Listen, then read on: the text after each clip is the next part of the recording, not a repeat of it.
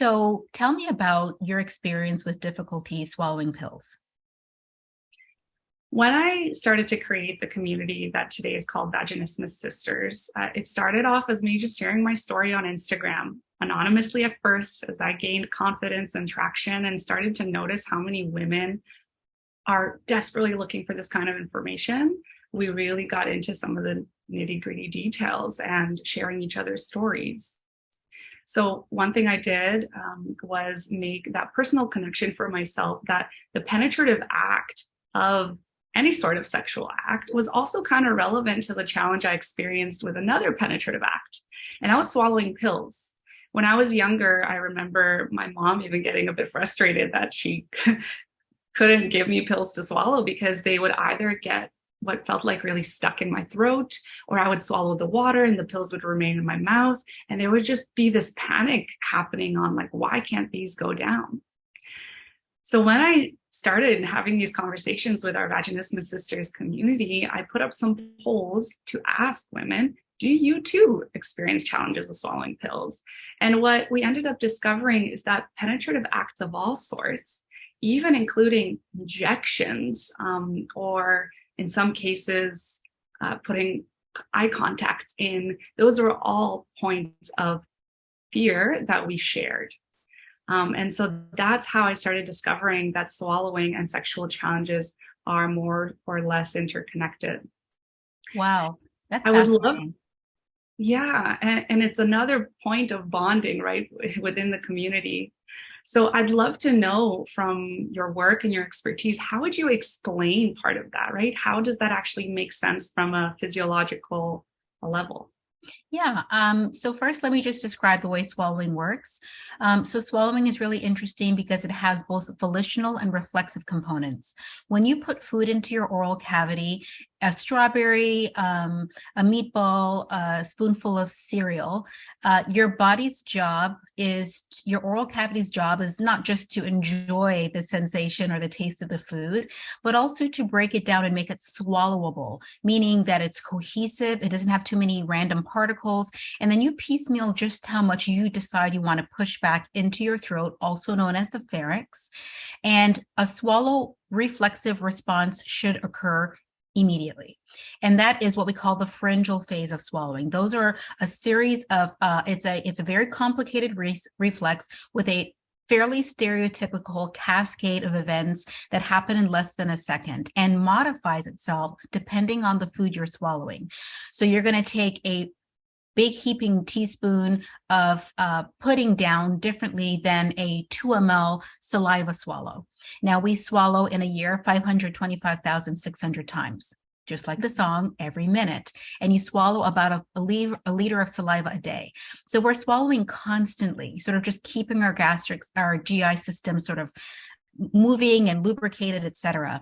But the issue really is that I think what you might be experiencing is that the swallow reflex has a number of protective functions, right? So your throat has to close up in order to push the food down, right? So it sort of, in the same way you push toothpaste out of a tube, your fingers are closed behind the bolus or the bulk of toothpaste that you want out of the tube, and your throat chases the food down. Okay. Meanwhile, you have your larynx closing and moving up and forward. When you swallow and feel your neck, you feel something move up. That's your larynx moving up and forward and closing off as the food moves down behind it. And so there's a lot of protection happens, several layers of protection, also engulfing. So it's both protecting and pulling in at the same time, and deciding how long and with how much force each and every swallow should happen. And so what's happening is probably that, just like any other reflex, be it gagging, blinking, knee jerking, or any kind of constriction, there's an error signal that goes to your brain that says, you need to do something to protect us, right? How many times have you blinked when something hits your windshield and you're in the car and there's no way that thing was going to hit you? Right? Your body's still protecting itself, regardless of how it doesn't have time to sort of go through the yays and nays of the danger. Like something came to your face, and even though there's a windshield, you still kind of went like this, right? And the question is whether or not the error signals in the reflexive components, that the parts that control those reflexes in your central nervous system, whether or not they're a bit hyperactive and unable to differentiate something that your cortex has said, hey, brainstem, calm down, or hey, hey, spine, calm down. We're good with this. I want to take this pill. Calm down. It's just a dildo. We're cool. It's just a tampon. And you are now unable to sort of inhibit, because the cortex's job is really to inhibit a lot of the lower center sort of reflexive things happening. Perhaps a combination of the reflex, the fear that we all have, and your cortex, somehow they're making those error signals such that they can't be dampened well enough for you to be able to do some things that a lot of other people can do and relax through. That's what I'm thinking is happening based on my understanding of swallowing and other protective functions. Thank you so much for explaining that, and the relationship of both body responses also being something that needs to be a reflex. Like, it is innately a reflex that we can allow our vagina to accept something within, right, in a relaxed state, downregulated nervous system, as well as being able to swallow. And as you were speaking there, I felt this common notion of frustration that I experience and so many women experience when we seemingly cannot do something that is otherwise like an animalistic instinct. And so often, because of that, we start to feel like we're innately invaluable as a human because these things should be so easy. And that frustration really shines through, and I felt to such a deep level, which is absolutely the same with not being able to swallow, as well as not being able to accept something inside of us vaginally or also anally, because the pelvic floor muscles, of course, are that hammock there that support both functions. Can I ask you a question about something related to swallowing? I understand pills because for a lot of people, they have fears of swallowing pills, even though I show them on X-ray, it's gone, there's nothing there. Mm-hmm. You swallowed it just fine. They're still like, I still feel it, it's still there. Do you have those experiences in other parts of your body, particularly your vagina? So if you are able to have any successful penetration, right? Even if it's your own finger, when you are done, are you still feeling some sensation afterward that you're sort of unable to sort of suppress and just move on with your day? Or is it done? That's a fantastic question. And yes, there is that sensation that can linger, and it sometimes can feel like almost a spasm that's happening that lingers after a penetrative act. And also in certain cases, we have the very same sensation before. And I think that's because of simply the anticipation of what's about to happen. Yeah. The way that the cycle of pain works is that we have a painful experience. And then because we already have that experience, we start to anticipate the very same thing happening, bracing and therefore tightening for it, of course, in a way of protection and supporting our body in one way, shape, or form. And because of that bracing and tightening, the experience of pain repeats itself. So in some way, it's like a self-fulfilling prophecy. And it's important that we learn how to climb out of the cycle, how to almost climb out of the slippery slope, because the more we experience the cycle, the deeper we go, and then the more we feel like we're in a dead end, and that's just the way our life is. So with swallowing, the very same thing would happen, right? We need to basically break the cycle of that prefrontal cortex coming online and saying, no, wait, let's analyze this, right? Let's think about this, rather than letting the brainstem do its thing. Yeah. You started out by frustration. What's so interesting about what you're saying is that patients with swallowing disorders, often the ones that I see, used to swallow normally, right? It's pretty rare for me to work with children who have a congenital issue, who are now adults and have always had an issue, right? I generally deal with somebody who's had a stroke or a head and neck cancer or something that is now this change, gradual or drastic. And the thing that they say that reminds me of frustration is, my body is hardwired to have sex. My body is hardwired and designed to take in food. It is designed to do these things. And here I am struggling with something that's supposed to be so basic that I don't understand how. I never understood how I did it in the first place, much less why it's not working now. And so I guess in your circumstances, it would almost be like what would happen if suddenly now food was problematic for you, right? You'd be like, wait a minute, this is getting worse. Anything that's getting less and less food like a cookie is less food like, natural food like, and it's even more troublesome than, a sip of water. That, I guess now you're helping me to think about what it must be like for them. Even though I try to keep patient experience at top of mind when I'm interacting with people, that must be how frustrating it is for them. Yeah, absolutely. And it's only through sharing of these stories that we can really tap into the feeling of what it truly feels like. Now, we'd love to go more and further deeply into the connection between sex and pleasure, but you did sex and pleasure and swallowing, but you did mention what you see on an X-ray image. And I'd love a little bit more detail on that, because that's something that we can all understand a little better. You told me all about it last time and I found it fascinating. So please share with us. Yeah, so X-ray video, also known as video fluoroscopy, is the only way to see the swallow.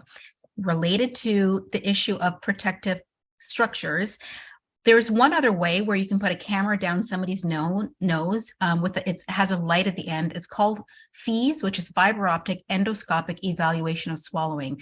And there are a lot of protective functions in place that sometimes keep people from enjoying that or even tolerating it. And sometimes, it can be uncomfortable going through your nose, and then your soft palate's up and in the way, and then you get down and people want to gag constantly to get rid of it. Doesn't mean everyone has this experience, but it's less tolerable than just sitting there and swallowing this substance that's called barium, which is white in person and radio opaque or black on video fluoroscopy. So you can see the contrast, but one does have radiation exposure, a small amount. That's the X-ray. So there's two ways to see swallowing, but to the point is that if you put a camera down someone's nose, you miss the swallow. You see just before and just after. And that's because, as I said, your pharynx closes up naturally around the camera and you just get whiteout. Sort of like if I do this, you're just going to get whiteout, right?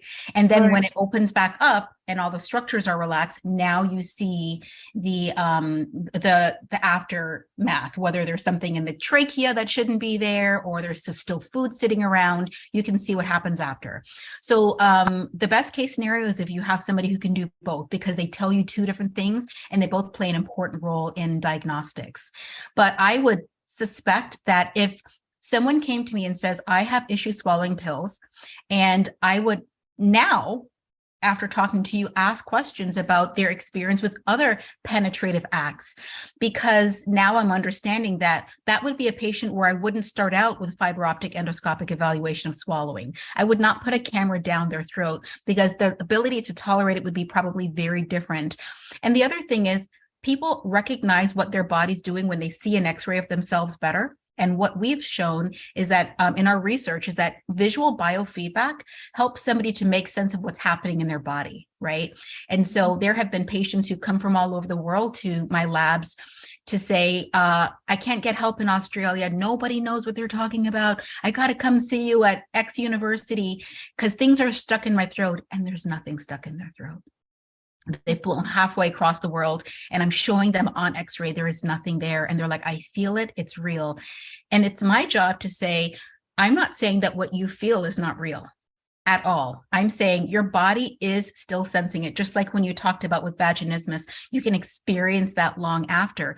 Your brain is still getting sensory information. And maybe that's why you're responding this way, that the sensory information that gets sent to your brain, because every reflex requires a sensory stimulus to trigger those movements that we see as the reflex. You need a sensory trigger. It could be that the sensory information going into your central nervous system is far stronger. And so not only does it trigger a lot of protective responses, is after the reflex is done, you're still getting that sensory information that you're perceiving. And so my job is to take their experience and not say, no, you're not, there's nothing there, you're not feeling it, to say, I acknowledge that you feel it. There's nothing wrong with you. You're not crazy, as some people said, am I crazy? But it could be that sometimes the things that we can't see aren't explained by your perception of what you're experiencing, which we would call a globus sensation, the sensation that something is still there. So it's my job to help them to manage distracting themselves from it, or changing their frame of mind and not focusing on it too much. We probably all experienced something where somebody brought something up like, oh, there's a spider in this room. And anytime anyone barely touches you, you're like, The spider shares, because now what's in your head, there's a spider in this room and it's on me, right? It could just be your hair, right? So sometimes your cortex is so heightened for that sensory information that you can't diminish it. And perhaps that might be a unique therapeutic route. In addition to showing them, first of all, your body is safe. There's no pill stuck in your throat. Based on that, now that you know that safety is not an issue and there's nothing there, how do we do things to get away from the sensation that we are focusing on? Mm-hmm. Information is power, and us having awareness as a result of the imagery and the information really helps us get to one deeper level of safety. And what I really like to say is that the only way that pleasure can be available for us one day is we're wanting to have pleasurable penetrative sex. That's the goal, right? In order to have pleasure, we need to be able to access curiosity before that. But the only way to get there too is to have safety. So all of these tools and this awareness helps us land safety in our system. Yeah. And I really appreciate what you said about this awareness of potentially sexual challenges being present, actually shifting your approach, because that speculum equivalent, right, going up the nose and then down the throat is really a potential for additional trauma that only deepens the cycle of pain and strengthens the penetrative response, the protective response to penetration. If we could do that as a community all around our medical fields, right, that would be incredible, because we're really going to be looking at the full body as the piece of the puzzle worth exploring. And of course, we're going to get a little bit more deep into that as well. Yeah, well, one thing that you might not be familiar with, but in the medical fields, what we like to do is break the body up almost the way you break up parts of the cow, and you call, this T-bone, and call that veal, and call, just the different, maybe not veal, but, different parts of the cow, and you say, this is a rump roast. And that's the way the medical community breaks the body up. But the body is just one entity, right?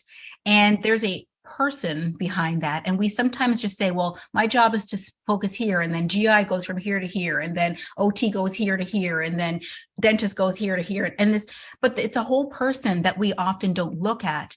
And it's interesting that you're talking about pleasure, because as you know, we came to know each other because we're both speaking on the same panel for the sexology summit, right? And so in that summit, I got, the reason I'm co-chair is because the chair is my best friend, and actually Reba, the diva, Reba Thomas, and she's the CEO of Sexpert Consultants. And the reason we even started working together is because she'd tell me about her clients and how their biggest issue in her fellatio workshop is their gag reflex, right? And how it's in the way of the act. And I'm just like, it's not in the way. This is the body's job. It's the body's job to protect itself from anything that can keep it from breathing, or it can't differentiate, a pill from a strawberry from a penis at a certain point. It's just like error, error, error, error, right? And so the things that she was telling me people were doing to suppress their gag reflex, I had to be like, whoa, please tell your clients that I know in the sexual moment that they want nothing more than to turn off their gag reflex. But you can't turn it off for one act and on for another. We're not quite that sophisticated. We're not like sword swallowers, where you can be like, oh, I'm just going to slam this down there and it's fine, for performative moments in my job or whatever. You have to be very careful about that. And that's sort of how I became involved in anything related to sexual health, is just hearing her talk about that and being like, wow, it is possible for sexual health experts to explain how to provide amazing fellatio or cunnilingus, but not know what to do with potentially medically problematic things because they don't know that part of the body. And that's okay. That's what we're here for. If we have the capacity to explain the way the head, neck, and throat and oral cavity work, while you guys explain sex and sexuality, sexual health, the way you've been doing for me. Yeah. I love how your friendship and your awareness of the sexual field as a result of your life and your friendship has actually led you to making such an impact in the world, swallowing and sex. And we're about to speak about a little bit of drama, because you did start to talk about that connection, and then something wild happened. So Yeah, let's dive into this in the next part of our chat. let's do it.